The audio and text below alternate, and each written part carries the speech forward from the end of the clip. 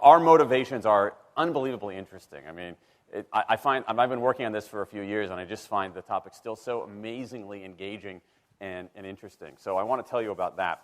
The science is really surprising. The science is a little bit freaky, okay? We are not as endlessly manipulable and as predictable as you would think. There's a whole set of unbelievably interesting studies. I want to give you two that call into question this idea that if you reward something, you get more of the behavior you want. If you punish something, you get less of it. So let's go from London to the mean streets of Cambridge, Massachusetts, in the northeastern part of the United States. And let's talk about a study done at MIT, Massachusetts Institute of Technology. Here's what they did. They took a whole group of students, and they gave them a set of challenges. Things like memorizing strings of digits, solving word puzzles, other kinds of spatial puzzles, even physical tasks like throwing a ball through a hoop. Okay, they gave them these challenges, and they said to incentivize their performance, they gave them 3 levels of rewards. Okay? So if you did pretty well, you got a small monetary reward. If you did medium well, you got a medium monetary reward. And if you did really well, if you were one of the top performers, you got a large cash prize. Okay? We've seen this movie before. This is essentially a typical motivation scheme within organizations, right? We reward the very top performers, we ignore the low performers, and the other folks kind of in the middle. Okay, you get a little bit. So what happens? They do the test, they have these incentives. Here's what they found out. 1, as long as the task involved only mechanical skill, bonuses worked as they would be expected. The higher the pay, the better their performance. Okay, that makes sense. But here's what happens. But once the task called for even rudimentary cognitive skill, a larger reward led to poorer performance. Now, this is strange, right? A larger reward led to poorer performance? How can that possibly be? Now, what's interesting about this is that these folks here who did this are all economists, 2 at MIT, 1 at the University of Chicago, 1 at Carnegie Mellon, okay, the top tier of the economics profession. And they're reaching this conclusion that seems contrary to what a lot of us learned in economics, which is that the higher the reward, the better their performance. And they're saying that once you get above rudimentary cognitive skill, it's the other way around. Which seems like this kind of, the idea that these rewards don't work that way seems vaguely left-wing and socialist, doesn't it? It's kind of this kind of weird socialist conspiracy. For those of you who have those conspiracy theories, I want to point out the notoriously left-wing socialist group that financed the research, the Federal Reserve Bank. So this is the mainstream of the mainstream coming to a conclusion that's quite surprising, seems to defy the laws of behavioral physics. So this is strange. It's strange finding. So what do? They say, this is freaky.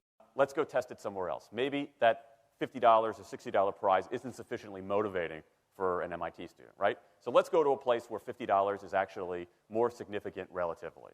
Right? So let's take the experiment. We're going to go to Madurai, India, rural India, where $50, $60, whatever the number was, is actually a significant sum of money. So they replicated the experiment in India roughly as follows. Small rewards, the equivalent of 2 weeks' salary.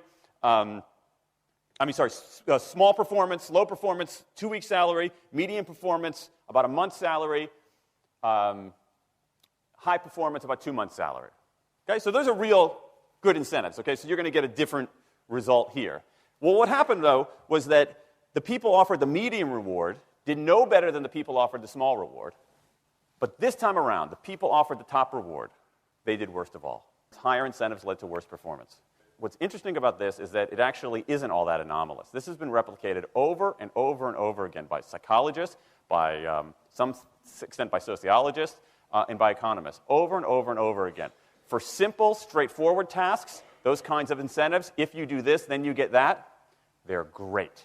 For tasks that are algorithmic, set of rules where you have to just follow along and get a right answer, if-then rewards, carrots and sticks, outstanding.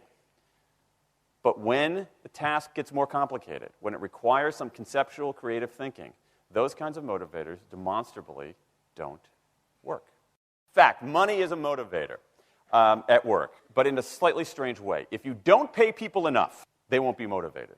What's curious about, there's another paradox here, which is that the best use of money as a motivator is to pay people enough to take the issue of money off the table. Pay people enough so that they're not thinking about money and they're thinking about the work. Now, once you do that, it turns out there are 3 factors that the science shows lead to better performance, not to mention personal satisfaction. Autonomy, mastery, and purpose. Autonomy is our desire to be self-directed, to direct our own lives.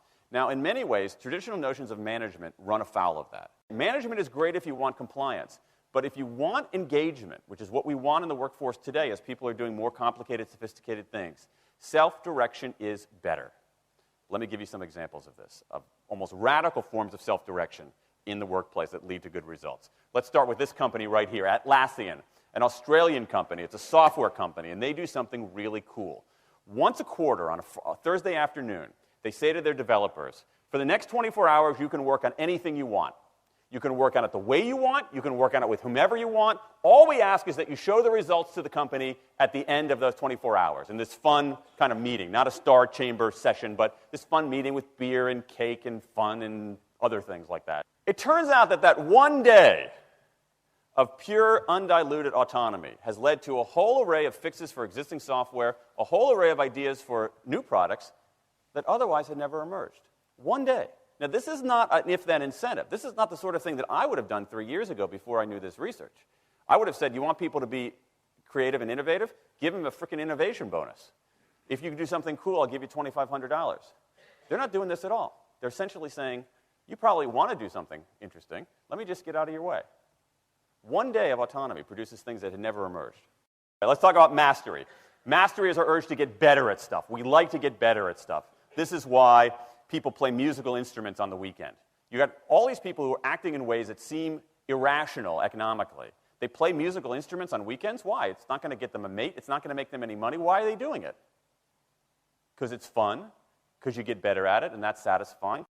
Go back in time a little bit. I imagine this if I went to my first economics professor, a woman named Mary Alice Schulman, and I went to her in 1983 and said, Professor Schulman, can I talk to you after class for a moment? Yeah. I got this inkling. I got this idea for a business model. I just want to run it past you. Here's how it would work. You get a bunch of people around the world who are doing highly skilled work, but they're willing to do it for free and volunteer their time, 20, sometimes 30 hours a week. Okay, she's looking at you somewhat skeptically there. Oh, but I'm not done. And then what they create, they give it away rather than sell it. It's going to be huge. I mean, she truly would have thought I was insane. Okay, it seemed to fly in the face of so many things. But what do you have? You have Linux powering 1 out of 4 corporate servers in Fortune 500 companies, Apache powering more than the majority of web servers, Wikipedia. What's going on? Why are people doing this? Why are these people, many of whom are technically sophisticated, highly skilled people who have jobs? Okay, they have jobs. They're working at jobs for pay, doing sophisticated technological work. And yet, during their limited discretionary time, they do equally, if not more, technically sophisticated work, not for their employer, but for someone else for free. That's a strange economic behavior. Economists who look into it, why are they doing this? It's overwhelmingly clear. Challenge and mastery, along with making a contribution. That's it. What you see more and more is a rise of what you might call the purpose motive, is that more and more organizations want to have some kind of transcendent purpose, partly because it makes coming to work better, partly because that's the way to get better talent. And what we're seeing now is, in some ways, when the profit motive becomes unmoored from the purpose motive, bad things happen. Bad things ethically sometimes, but also bad things just like not good stuff, like crappy products, like lame services, like uninspiring places to work.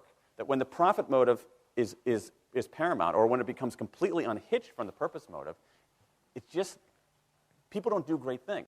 More and more organizations are realizing this and sort of disturbing the categories between what's profit and what's purpose. And I think that actually heralds something interesting. And I think that organizations that are flourishing, whether they're profit, for profit, or somewhere in between, are animated by this purpose motive. Let me give you a couple of examples. Here's the founder of Skype. He says, our goal is to be disruptive, but in the cause of making the world a better place. Pretty good purpose.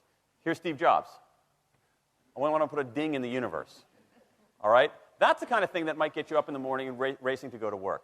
So I think that we are purpose maximizers, not only profit maximizers. I think the science shows that we care about mastery very, very deeply. And the science shows that we want to be self-directed. And I think that the big takeaway here is that if we start treating people like people and not assuming that they're simply horses, slower, smaller, better-smelling horses, if we get past this kind of ideology of carrots and sticks and look at the science, I think we can actually build organizations and work lives that make us better off, but I also think they have the promise to make our world just a little bit better.